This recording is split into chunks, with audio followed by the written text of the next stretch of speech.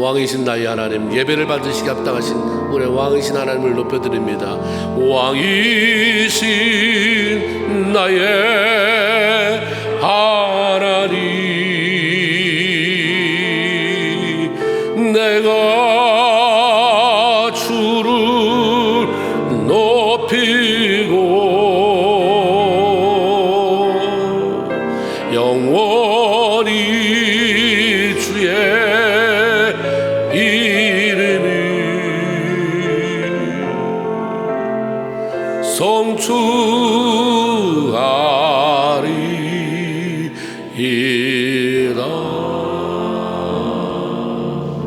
할렐루야, 아멘. 우리 찬양대가 찬양할 때 그 가사에 하나님 말씀하세요. 내가 듣겠습니다.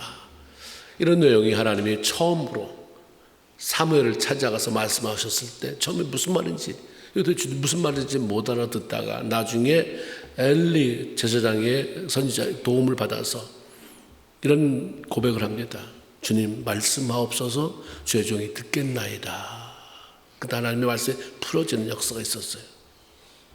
하나님은 성경을 통해서 오늘날 너희가 그 음성 듣기를 원한다. 하나님의 음성, 말씀 속에 들어간 음성.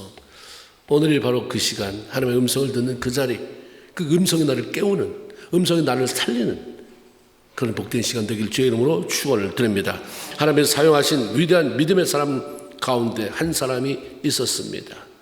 그는 갈멜산에서 바알 신의 선지자들과 더불어 영적 전투를 할 때에 하나님께 기도해서 하늘로부터 불이 내렸다기보다 떨어지게 만든, 그래서 제물을 다 태우고 또랑에 흐르는 물까지 핥게 만든 그런 사람이었습니다. 아몬과 백성들의 우상 숭배로 인해서 3년 반 동안 하늘이 닫히고 우로 비와 이슬이 내리지 않으므로 고통스러워할 때 하나님께 기도함으로 하늘이 열려서 비가 다시 쏟아지게 했던 사람입니다. 그가 바로 선지자 엘리야라고 하는 사람입니다. 일평생 실패란 건 모르고 대단한 삶을 살다가 멋지게 생을 마칠 것 같았던 이 사람, 이 하나님의 사람도 절망하고, 그래서 한때 죽기를, 제발 나 좀 죽여주세요, 더 이상 살 의미가 없습니다 라고 하나님 앞에 구했던 적이 있던 그런 사람입니다. 보면 열왕기상 19장은 엘리야가 도대체 왜 쓰러졌는지, 그리고 어떻게 다시 일어서게 되었는지에 대해서 알려주고, 그것을 통해서 하나님의 자녀로 살아가는 우리가 위기가 닥쳤을 때 그것에서 어떤 삶을 살아야 하는지, 어떻게 극복해야 하는지 하나님의 음성을 들려주고 있는 것입니다. 이 세상은 밝은 해가 비치는 날만 있는 게 아니죠. 때로는 검은 구름에 덮여서 아주 컴컴한 음침한 날도 찾아오고, 비바람, 폭풍이 몰아치는 두렵고 심란한 날이 찾아오기도 합니다. 마찬가지로 우리 모든 성도가 주의 은혜 안에서 믿음으로 산다고 해도 절망과 낙심이 우리의 삶의 가운데로 파고들어서 우리를 진저리 치게 만들고 우리를 두렵게 만들고 그런 순간들을 만나기도 합니다. 중요한 것은 그런 날이 안 왔으면 좋겠다, 필요하죠. 그러나 그런 날이 안 왔으면 좋겠다라고 그렇게 할 수 없는 게 주님은 그렇게 만들었거든요. 그런 날이 오지 않기를 바라는 것이 아니라 우리가 부딪히는 삶의 위기들을 어떻게 극복해내고 그것들을 내가 발판으로, 무슨 발판? 영적으로 성장하는 발판, 어떻게 하나님의 축복이 더 내 삶 속에 구체적으로 다가오게 만드는 그러한 기회로 삼을 것인가, 이걸 우리가 기도해야 되는 거죠. 엘리야가 바알 신을 숭배하는 제사장 450명과 전투해서 이겼습니다. 그걸 다 죽여버렸어요. 이 소식이 왕후 이세벨 귀에 들어갔잖아요. 그 당시 왕이 아합이었습니다. 아합은 유대 백성, 하나님의 백성, 이세벨은 이방에서 온 여인.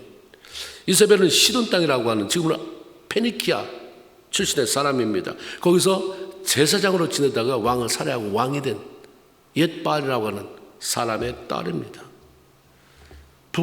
북이스라엘의 이 아합 왕과 정략적인 결혼이 이루어졌어요. 그런데 그 아버지의 강한 영적 영향력 안에서 성장해서 그런지 이 여자가 아주 철저해요. 철저하게 바알신을 섬겼고, 우리가 정확히 알 수 없지만 성경에 나온 것만 보면 바알과 아세라신 850명의 선지자를 만들어내요.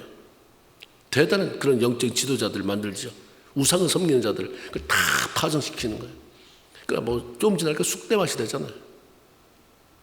하나님의 백성이 정신 차리지 못하고 있을 때에 악한 사단이 이세벨을 파송해서 밀어붙여서 왕비가 되게 만들더니 그 나라를 쑥대밭이 다 잠자고 있을 때, 먼저 믿는다는 사람은 다 잠자고 있을 때 이세벨을 통해서 하나님 그 사탄이 깨워서 850명을 세워놓잖아요. 아주 철저하게 바알신을 섬겼는데 여자가 굉장히 아주 잔인하고 그리고 강한 성격이었어요. 지는 걸 싫어하고 뺏기고는 못 사는 여자였어요. 그래서 이 아합이 자기가 못하는 것도 이 왕후한테 어떻게 부탁하면 안 되는 게 없어요. 속임수를 쓰든지 어떻게 죽여버리든지 해서 그걸 뺏어와요.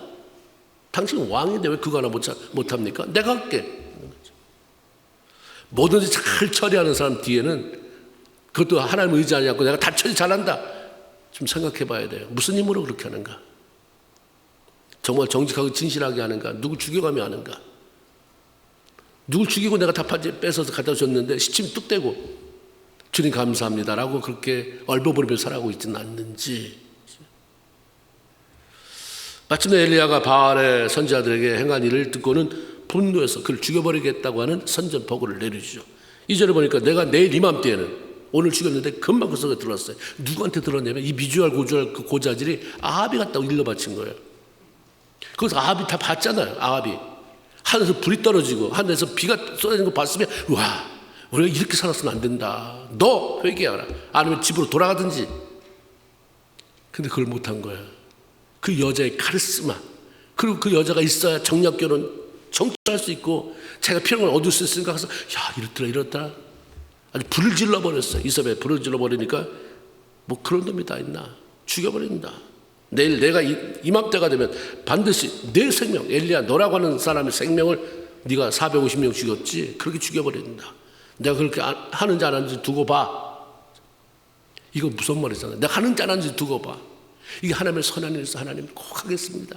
하나님 명령, 내 안 갚음하려고 내가 분노를 참지 못해서 내가 그렇게 하는지 안 하는지, 너 망하게 하지 않는지 그런지 두고 봐. 이게 하나님 믿는 사람의 입에서 나올 소리가 아닌 거예요. 빨리빨리 치워버리고 하나님 말씀에 하나님 닮아가는 삶을 살아야 되는데 이세벨을 닮아가는 사람이 너무 많아요. 뒤에서 조종하는 사람이. 자기가 들어가지 않는데 남편을 막 조종해서 남편 나쁜 일은 다 아합이 해요. 근데 하나님이 불쌍히 본 때가 있었어요. 제가 마음은 순수한데 어리버리 해가지고 부인이 시키는 대로 악한데 소용되는구나. 너 죽인다. 네가 저기 사람 죽였지. 네 아내를 통해서 네가 죽으면 그 피가 개들이 할게 만든다 했을 때 회개하잖아. 그 배운 있고 잠깐이지만. 근데 하나님은 또 그걸 또 이쁘게 봐라. 저 용서해 준다. 겸손하지 않느냐, 겸벽에 엎드렸지 않느냐. 그런 사람인데 이세벨이 악한 영에 붙잡힌 여자가 조종을 한 거예요. 만약에 내가 그렇게 하는지 안 하는지 두고 봐. 안 하면 내 신이 나를 죽여도 괜찮아. 죽이는 게 마땅하지. 이 말이 얼마나 강력하게 엘리야의 마음을 두렵게 흔들어 놓았는지 그때부터 도망치기 시작합니다. 막 도망쳐요. 3절에 보면 자기 생명을 위해 도망하여. 엘리야는 생명 내놓고 사역하는 사람이거든요. 목숨 두렵지 않아. 하나님의 영광을 위해서. 근데 이때는 나 살려라. 이 순간만큼은 이세벨의 자기를 죽인다고 하니까 살기 위해서 도망친, 자기 생명을 위하여 나 하나 살겠다고 도망친 거죠. 얼마나 필사적으로 도망을 쳤는지 성경에는 도망하여 유다에 속한 부알세바까지 이르고, 이거는 아무것도 아닌 것 같지만 굉장히 필사적으로 도망했다는 말이 그 안에 있습니다. 우리가 대한민국 전체를 말할 때 한라에서 백두까지라는 말을 해요. 한라는 어디에 있어요? 제주도에 있죠. 한라는 한라산에 있는 거 맞어요? 한라는 제주도에 있어요. 그럼 남쪽이에요. 제남쪽. 한라에서 어디까지?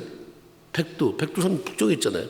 그 나라 전체를 말하는 거예요. 한라에서 백두까지 복음으로 통일한다. 그러면 우리 복음 전체를 대한민국에 퍼지게 하겠다는 얘기 아니에요. 마찬가지로 이스라엘 전체를 표현할 때 단에서 부엘세바까지. 부엘세바. 단은 이스라엘 똑같아요. 둘로 나눠졌잖아요. 둘로 쪼개져서 북쪽이 이스라엘, 남쪽이 유다. 대한민국 북쪽이 북한, 남쪽 대한민국. 북쪽은 북이스라엘의 꼭대기고 부엘세바는 남쪽 유다의 맨 끝자락입니다. 그 이제 끝자락에서 더 밑으로 내려가면 그냥 광야예요. 쫙 펼쳐진 광야. 그런데 지금 보니까 아합이잖아요. 북이스라엘의 왕이거든요. 그러니까 엘리야가 거기서 활동했다는 것은 지금 북이스라엘에서부터 시작해서 어디까지? 저 위에서부터 예를 들어서 평양에서 백두산에서부터 시작해서 제주도까지 도망쳐 내려온 거예요. 뭐 그 사이에 무슨 사건이 아무것도 얘기 안 하는 거 보니까 그냥 살기 위해서 도망치느라고 그냥 그 먼 거리를 그냥 거기에 집중하고 달린 거죠. 그것도 모자라서 자기와 같이 같은 사하는 옆에 두고 하룻길을 더 들어가는 거죠. 거기가 끝인데 하룻길 더 가면 그 광야잖아요. 광야로 들어갔다 이 말이에요. 그게 뼈에 파고들 만큼의 두려움에 사로잡히게 됐습니다. 아니 왜 엘리야가 왜? 우리가 알고 있던 엘리야 그 사람 아니야? 엘리야가 왜? 아니 왕도 아니고 그까지 이세벨이라고 하는 여인 한마디 말 때문에 이렇게까지 해야 돼? 천하의 엘리야 어디 갔어? 그 사람 어떤 사람인가? 하나님의 말씀에 따라서 3년 반 동안 가뭄이 든다고 선전 보고한 이후에 죽이려고 하니까 도망치잖아요. 근데 하나님이 구체적으로 엘리야를 숨겨놔요. 이리 와라, 어디로 가라, 어떻게 해라. 처음에 하나님의 명령에 순종했을 때 너 그리스 시내가로 숨어 들어가라. 내가 너 지킬게. 숨어 들었어요. 이제 막 흉년이 온다고 선포했기 때문에 아직 물이 있거든요. 시내가에. 근데 물만 먹고 살 수 없잖아요. 먹을 게 있어야 될 때 하나님이 까마귀를 시켜서 아침 저녁으로 정한 시간에 떡과 고기를 날라다 주는, 그래서 먹고 살게 하신 경험이 있던 사람이에요. 이야, 대단하다 하나님. 어떻게 까마귀, 고양이한테 생선을 물린다는 말처럼 까마귀에게 고기를 물리다니. 어떻게 꿀꺽 아니고 이걸 어떻게 날라다 주냐. 까마귀가 교대로 물러다 줬는지 같이 했는지 까마귀 들 그런 거 보니까 까마귀 한 마리는 떡을 먹고 떡을 날라다 주고 까마귀 한 마리는 떡을 날라다 줬는지 까마귀 들이 떡과 고기를 날라다 줬습니다. 이미 뭐 하나님이 바로 옆에 계신 똑같은 그런 삶을 살아갔던 사람이에요. 가뭄이 깊어지니까 이 시내도 버텨내지 못하고 말라갑니다. 그때 하나님이 아시고 미리 가서 아셔서 야 이제 너 더 이상 여기 있으면 안 된다 가라 한 게 사르밧 과부의 집입니다. 갔더니 하필이면 그만큼 많은 사람들 중에서 딱 이 한 끼만 먹고 이제 우리 죽어야지, 우리 아들과 내가 죽어야지 하는 찢어지게 가난한 집으로 그를 인도하신 거예요. 그래서 하나님의 엘리야를 통해서 능력을 베풀게 해서 통 속에 한 움큼 남아있는 그런 곡식가루 병수, 기름병 속에 그냥 바닥만 차량차량 바닥만 켜있는 그 기름, 그것이 가뭄이 다 끓달 때까지 없어지지 않고 계속 리필돼요. 부어지는 그런 놀라운 기적을 경험하게 했던 순간도 있었습니다. 갈멜산에서 영적 대결 바로 전에 있은 거잖아요. 그 바로 전에, 그 먼 추억이 아니라 얼마 전에 있었던 얘기예요. 도망치기 얼마 전에 450명의 바알신을 섬기는 대제사장들이 자기들 신에게 기도하다가 응답이 안 되니까 막 자해하잖아요. 막 찢어요, 칼로. 열왕기상 18장 28절에 그 모습 이렇게 얘기해요. 이에 그들이 큰 소리로 부르고 그들의 규례를 따라 피 흐르기까지 칼과 창으로 그들의 몸을 상하게 하더라. 여러분 한번 상상해 보세요. 450명이 똑같은 옷을 입었어요. 유대인들이 보지도 못하는 사람을 충동시키는 빨간색을 입었다고 생각합시다. 450명이. 그런 사람들이 아니면 새까만 옷을 입었다든가 하여튼 동일하게 제복처럼 입었어요. 그럴 수 있잖아요. 바알의 제사장이니까. 근데 칼하고 창으로 자기 몸을 찔러서 피가 낭자야.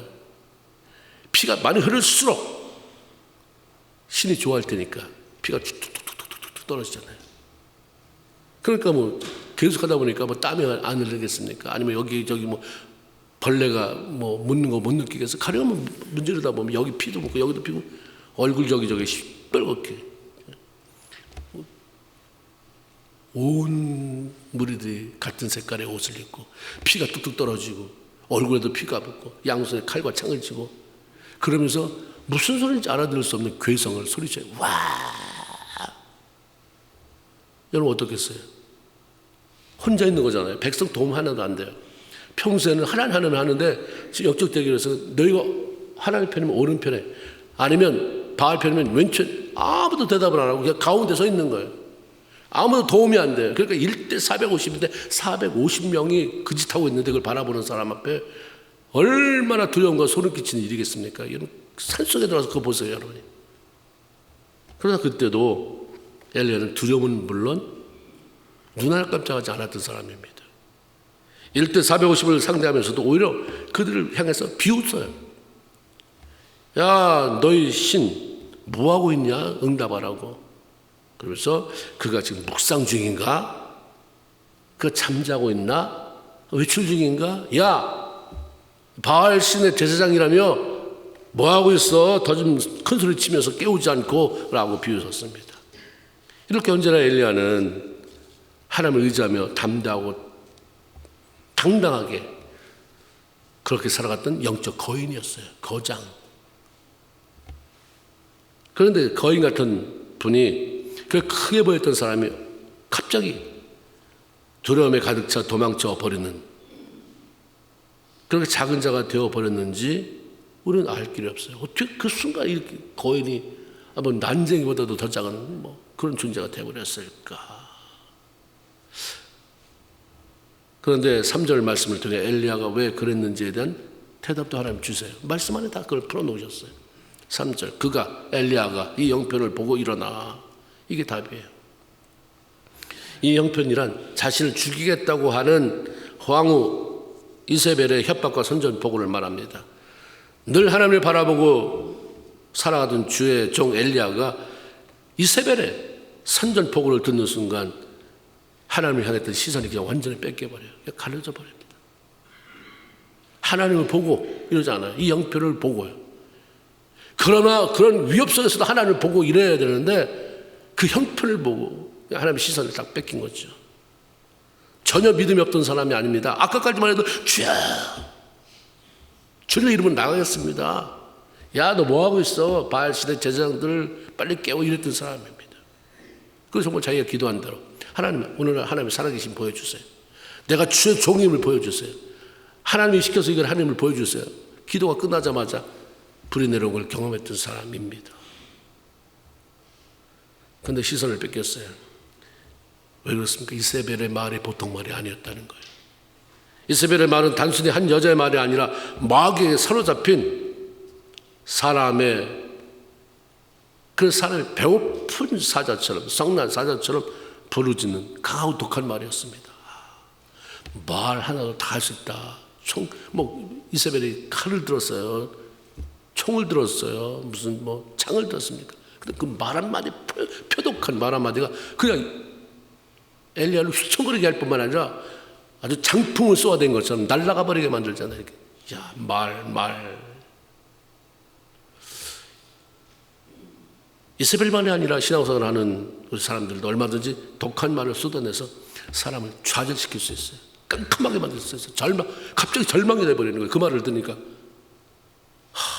내가 어떻게 살아야 되나, 죽일 수도 있는 것입니다. 그러니까 말 조심해야 돼요. 내 말이라고 함부로 사용하지 말아야 됩니다. 하나님이 그렇잖아요. 말 가지고 심판한다. 근데 내가 죄 제목을 다 읽어주지 않는다. 네 말로 네가 직구한다. 하나님 그러고 보면 말이 내가 한 건 사라지지가 않는다. 지난주에 어떤 기사를 보면서 일본에서, 오래전 얘기예요. 그것도 공중에서 그 사람의 이렇게 우리 지문처럼 말에도 칼라가 있어서 그걸 해놓으면 빨아들인다는 거예요. 내가 한 말이 쭉 빨려들인다는 거예요. 그러니까 여러분, 아무도 모른다고 가서 남 흉보고 이러고 이거 다 나중에는 사람들 공개적으로 이제 얘기가 되는 거잖아요. 얼마나 창피하고 얼마나 무서운 얘기. 모르니까 그 짓 하는 거잖아요.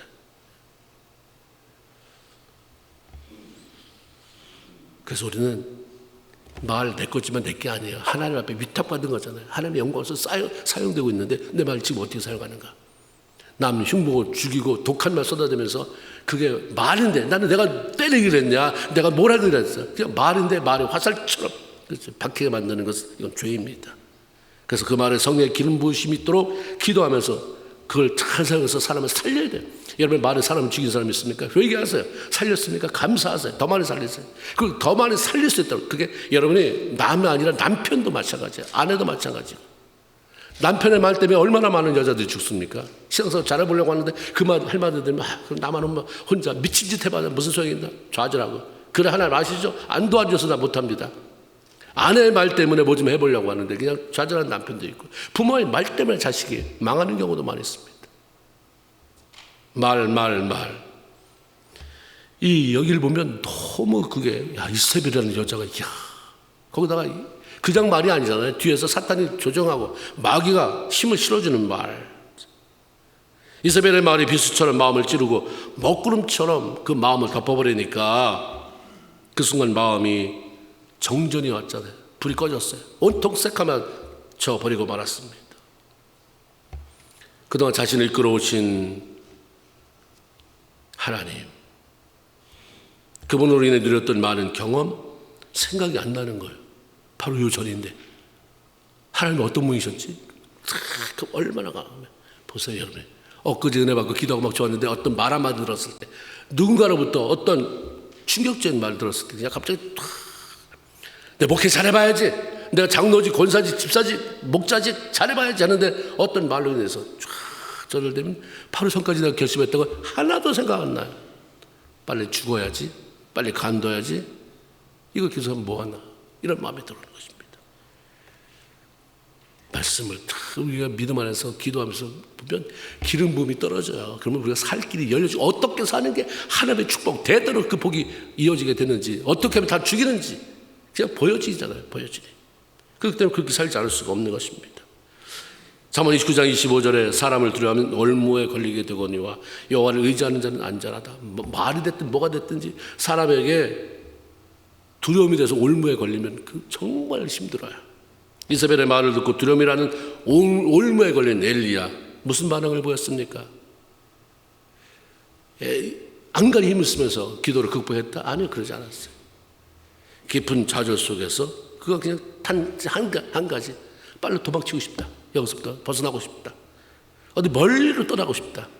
더 이상 안 만날, 날 체포하지 못할, 소리 안 나는. 그러니까 북에서 남까지 도망쳐오고 거기서부터 광야까지 들어간 거 아니에요? 성경에서 우리가 다 보면 공통점으로 하나님께서 허락하시는 모든 어려움들은 도망치라고 주어지는 것이 아니라 맞서 싸워 이기라고 주어지는 것입니다. 피해가지 마세요. 도피가 해답은 아닙니다. 도피. 다 피해 다녀요. 부딪혀서 싸워서 이겨본 경험이 있어야 신앙이 익사이드 하잖아요. 그래야 기대가 될 게 있고, 그래야 영적인 머슬이 자라는데 매번 피해 다니기만 하고 피해 다니기만 하면, 그러니까 영적으로 안 자라요. 여러분이 그러잖아요. 이거는 온실에서 키운 게 아니라 밖에서 키운 올게닉이야. 그런 것과 여러분이 온실에서 여기 비료져가면서 키운 거하고는 질감이 다르고요. 그렇죠? 똑같은 오일에도 야생에서 그냥 뜨거운 더위 이런 거 다 맞고 견딘 그런 오이들은 오래 가잖아요. 오래.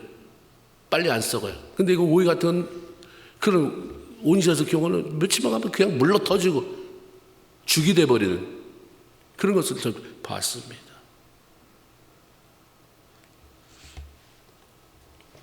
이겨야 되는 거죠. 도망치라고 그러는 게 아니에요. 싸워서 이겨라.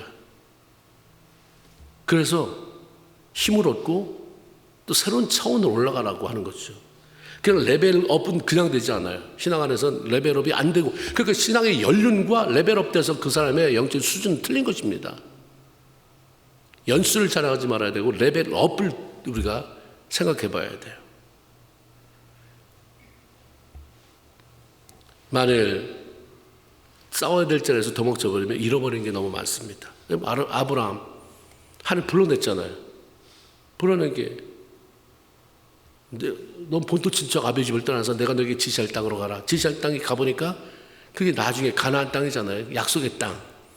그 하나님 부르는 약속의 땅에 갔는데 가자마자 흉년이 들었어요. 하나님이 주신 것 약속의 땅이고 좋은 것이고 그랬는데 왜 가뭄입니까? 여기서 나에게 뭘 깨달으라고 하십니까? 라고 해야 되는데 그냥 가뭄 왔어? 그럼 가야지. 어디로? 애굽으로 갔잖아요. 하나님이 불러줬는데 이방신을 섬기는 애굽으로 갔는데 거기서 어때요? 부인을 뺏기잖아요. 부인을 뺏으니까 너무 무서워서 부인한테 절대로 내 부인이라고 얘기하지 마. 난 누나라고 그럴게. 내 누이 동생이라고 그래. 뭐 이러면서 뺏겨서 다시 돌아왔지만, 하나님의 계획으로 돌아왔지만 수치를 당하는 일이 있었습니다. 여러분 룻기 읽어봤잖아요. 엘리멜렉이 유다 베들레헴 사람이에요. 가뭄이 드니까 나라의 전체가 가뭄이 든 것은 함께 회개하고 돌아오라는 건데, 나만 살겠다고 자기의 두 아들 데리고 가잖아요. 도피 어디로? 이방 땅 모압으로 가요. 모압 땅으로. 그거 살았는데 남은 게 뭐예요? 엘리멜렉 본인 죽고 아들 둘 죽고 자기 부인하고 두 며느리, 그 중에서 하나는 자기 고향으로 돌아오고 하나는 룻이라고 하는 며느리 데리고 돌아오잖아요. 부딪혀서 싸워서 이기지 않으면 잃어버릴 게 너무 많습니다. 도망치면 금방 해결될 것 같지만 아니요, 절대 안 그래요. 그게 아주 당장에 모면한 것 같지만 아주 무슨 이게 도대체 어디서 새는 거야 이게. 어디서 풍선이 팍 터져버리면 괜찮은데 바늘구멍이 나가지고 바람이 씹어지고 나중에 보니까 쭈글쭈글한 것만 남았는데 도대체 내가 뭐가 잘못했다고? 원인을 찾아보면 그런 거예요. 우리가 부딪히면서 그것도 내가 혈기로 싸우라는 게 아니라 믿음으로 주. 왜 그렇습니까? 믿음으로. 그렇죠? 우리가 신앙으로 만나는 어려움, 문제들은 좌절하고 포기하고 도망치라고 주어진 것이 아니다.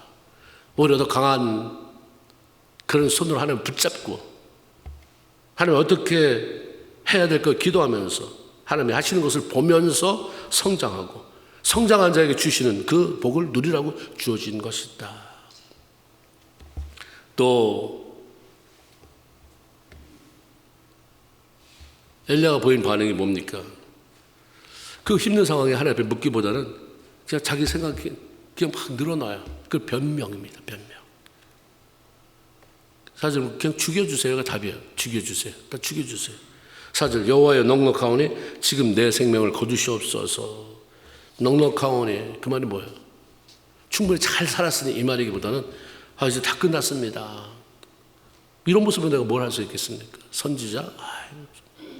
그러니 그냥 여기서 죽는 게 낫겠습니다라는 얘기예요. 하나님께 물어보지 않았잖아요.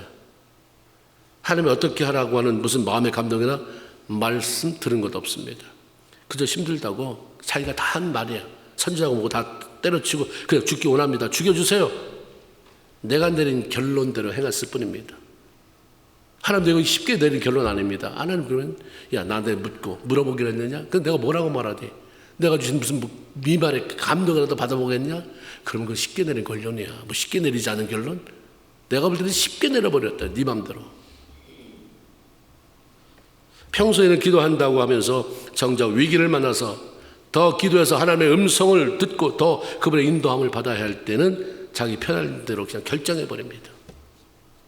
나는 나만 그러고 나서는 난 나름대로 할 만큼 했다. 할 만큼 했는데 하나님이 도와주셔서 할 만큼 했으면 뭐가 열매가 있어야 됐는데 아무 열매가 없이 그 다음부터는 찬바람에 이제 겨울이 시작되는 거죠. 조상들보다 낫지 못합니다 라는 말을 해요. 다시 말하면 찾아온 게 뭐냐면 비교의식이 자꾸 이제 그 다음에 내가 어려우면 기도해서 극복하면 당당함이 생기는데 피해 다니다 보면 도망치다 보면 나중에 끝자락은 늘 비교의식, 피해의식입니다. 그러면서 여기 보잖아요. 하나님, 난 내 조상보다 낫지 못합니다. 내가 언제 너 조상보다 나으라고 했느냐? 너 네 몸만 하라고 그랬지. 지가 끌어다 드려요. 다른 사람과 비교하면서 다 자신을 비참한 상황으로 돌아가고 결정한 것에 대한 정당성을 찾으라고 그래. 너 죄죠? 누가 다른 목사하고 비교하라고 그랬어? 너하고 다른 동을 떼어놓고 보자. 너 나한테 대해서 신실하냐? 그거에 초점 맞춰야지 다른 사람보다 잘하려고 드는 거 평생이다, 평생. 나보다 좀 나은 이 사람 사라지면 또 다른 사람이 나타나고 평생 피해의식 속에서 그거 말고 비교하지 말고 하나님 나와 관계 속에서 딜해라. 그러니까 도망쳐버리는 거예요. 도망쳐버리고 그냥 갖다 뭘 대요. 하나님 죄송해요. 내가 못나서 도망쳤습니다. 이런 말 못해요. 내 조상보다 못한데 내가 하나님 그런 꼴로 어디가 이렇게 자꾸 뭐 조상보다 못한데 내가 하나님 거기서 뭐 망신나 당하고 있습니까? 그거 내가 목숨 버리게 놔두겠습니까? 그러니까 달라지지 않아요. 그나마 엘리야는 하나님의 변곡점을 허락하시죠. 그걸 깨트려버리니까 그 삶의 인생이 달라졌지. 대단히 올라갔다 갑자기 푹 떨어진 인생으로 그냥 땅속에 박혀버렸을 뻔한 사람이에요. 조상들보다 더 잘한 것도 없는데 계속 선지자라고 하는 자리에 머무르면 뭐 하겠습니까? 죽는 게 낫죠. 죽여주세요. 아무리 신앙 경륜이 오래되고 믿음이 깊다고 해도 위기의 순간을 맞이해서 하나님을 놓쳐버리고 그 어려운 환경에만 우리가 자꾸 시선을 뺏기면, 거기에 매이면 그다음 더 큰 위기를 초래하는 거죠. 가장 큰 위기는 하나님을 놓치는 거예요. 하나님의 시선을 뺏기는 게 가장 큰 위기입니다. 그다음에 이게 안 들어가, 머리가 안 들어가요. 그러니까 자꾸 세상 기웃거리고, 사람들이 저렇게 해서 돈 버는구나, 저렇게 따라가야지, 저렇게 해야 재미있게 인생이구나, 저래야 인생이 노년을 멋있게 사는구나, 저래야 되는구나, 그거 따라다 보니까 결국 이미 하나님이 잡은 사람은 하나님의 주시는 방법이 아니면 채워지지 않는 영역이 있는데 허탈해지는 거예요. 허탈해져요.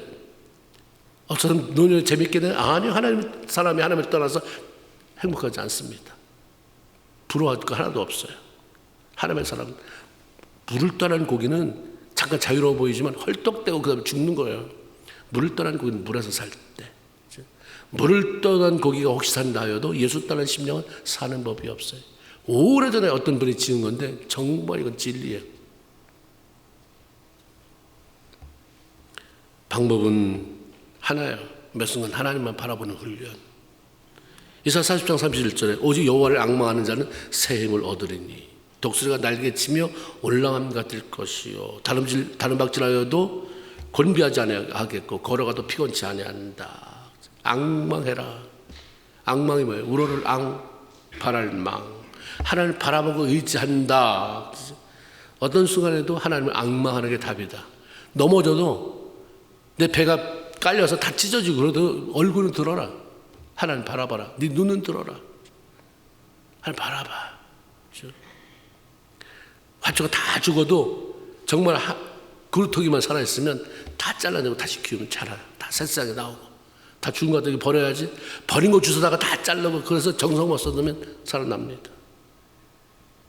그래서 우리가 하나님을 바라보면 내 심령이 주문해서 응시하고 앙망할 때 다시 살아나는, 조금 시간이 걸려도 다시 회복되는, 하나님 이것저것 치유하고 그러면서 다시 새순이 나게 하는 그런 삶을 허락한다, 이런 거죠. 광야로 들어간 엘리야는 로뎀나무 아래서 앉아서 죽여달라고 울부짖으며 기도하다가 잠이 들어버렸습니다. 그런 하나님을 엘리야가 찾아오셨어요. 우리가 사는 것은 하나님 찾아오시기 때문이에요. 나한테 내 인생을 맡기고 네가 늘 하나님 찾아라 이렇게만 놔두면 우리는 그렇게 못해요. 잠깐 그럴 때가 있겠죠. 그러나 하나님이 나를 찾아오시기 때문에 내가 그렇게 살아도, 한심하게 살아도 하나님이 내 이럴 줄 알았다. 제가 신학교 할 때 어떤 분이, 신학교 어떤 집에서 제가 이제 일을 하면서 있게 됐는데 학비를 이제 제가 가야 되는데 없는 거예요.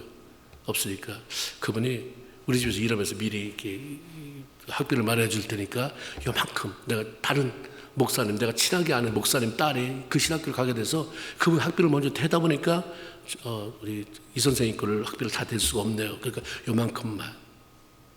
그랬어요. 그래서 저한테 그랬는데, 그럼 한번 부모님 앞에 부탁 좀 해보라는 거예요. 근데 제가 소망이 없는 거예요. 가도 지금 뭐 돈이 나올 게 없으니까. 그래도 그렇게 부탁하니까 집은 나왔죠. 일단 나왔는데 발이 안 떨어지는 거예요. 할아버지는 공무원 시험이라도 봐라. 뭘 코치, 너희 작은아버지가 목사인데 뭘 코치 한 집에서 두 사람이나 들어왔어요. 오자마자 그분이, 그 권사님이 날 딱 보더니, 이 선생님 못 구했죠? 그럴 줄 알았어요. 그러면서 뭘 투적투적 하더니 성경책을 막 터는 거예요. 성경책을 막 털어.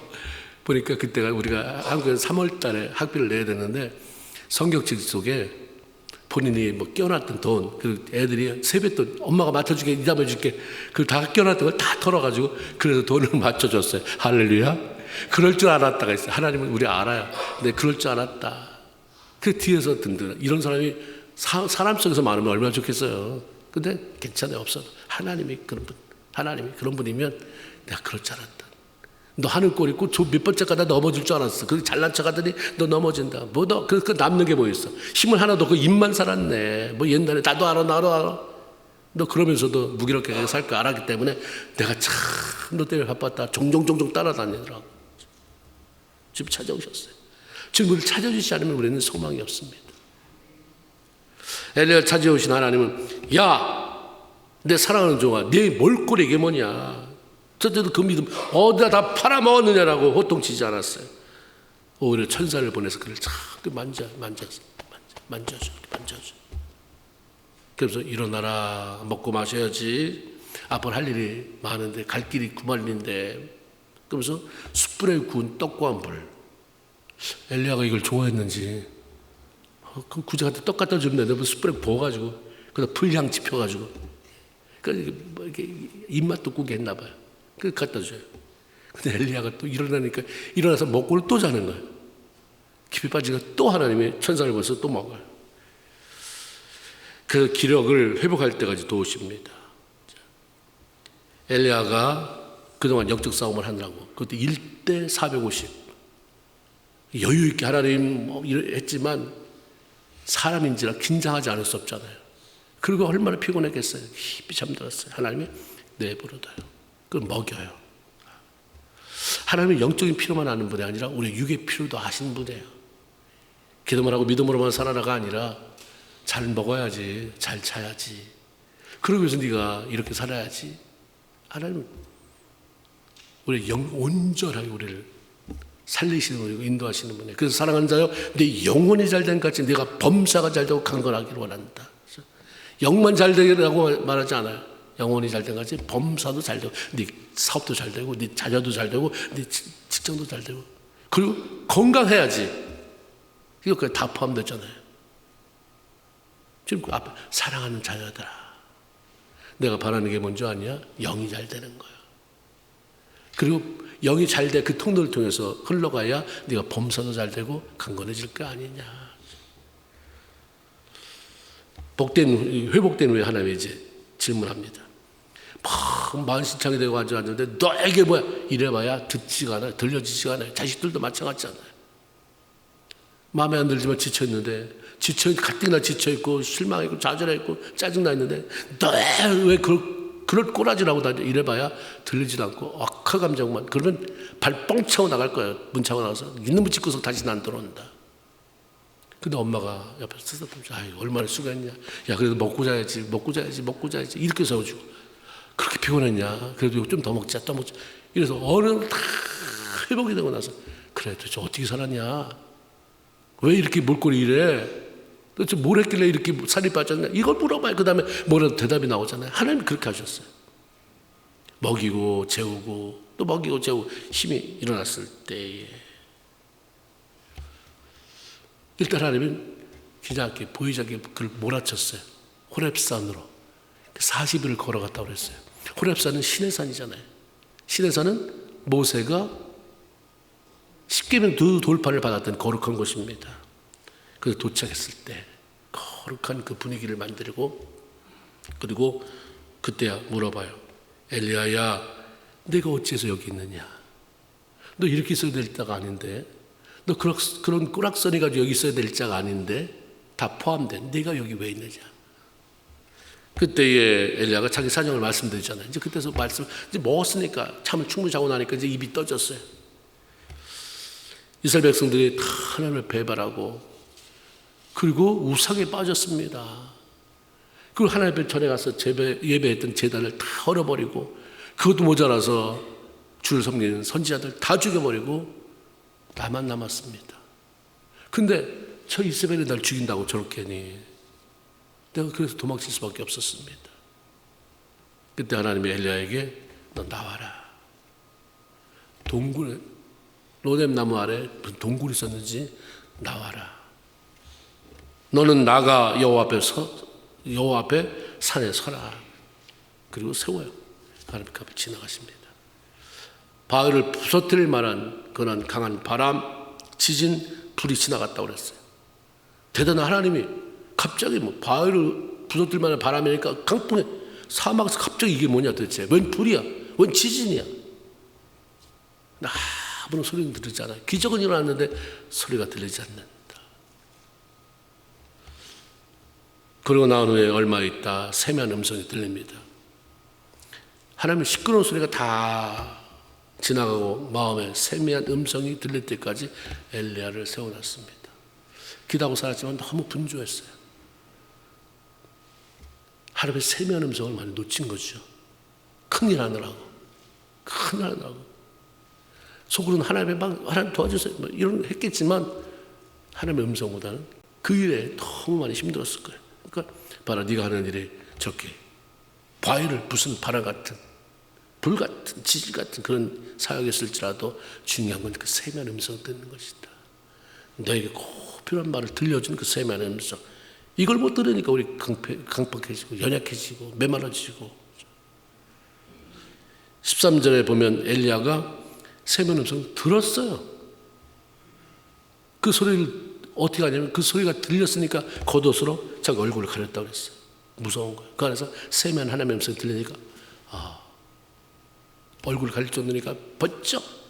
여러분 졸며 기도하다가도 어느 순간 한마디가 하나님의 나를 딱 칠 때 정신 번쩍 들리잖아요. 실컷 자고 와도 졸리는 경우가 있고 어떤 날은 밤을 새고 왔어도 정신이 번쩍 나서 하나님의 기도를 깊이 들어가는 경우가 있어요. 하나님이 우리를 깨우시면 그렇게 됐잖아요. 세미한 음성 가운데 탁 치니까 깨닫게지잖아요. 뭔 말을 했는지는 몰라요. 삶의 위기 속에서 가장 중요한 것은 도망치는 게 아니라 하나님의 세미한 음성을 들을 때까지 그 앞에 서 있는 것입니다. 너무 바쁘게 돌아다니지 마시고 그냥 그 시간 가지세요. 왜 애가 이 모양이지? 왜 점점 이 모양이야? 왜 사업이 이럴까? 왜 내 관계가? 내 신앙이 이럴까? 하나님 앞에 서는 시간을 가지세요. 조용히. 공원으로 나가서 하나님 앞에 서 있든지, 하나님 나는 호렙산이, 여기가 호렙산입니다. 지금 주 앞에 섰습니다. 이 문제 가지고 섰습니다. 텅 빈 교회당에 와서 서든지, 하나님 여기가 있습니다. 그렇지 않고 그냥 살아가면 달라질 게 하나도 없습니다.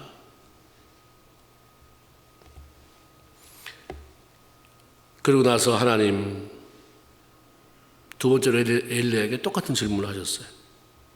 엘리야, 네가 여기 왜 있느냐? 엘리야도 똑같은 대답, 아주 글자 하나 틀리지 않고 성경 보니까 그렇게 나와 있어요.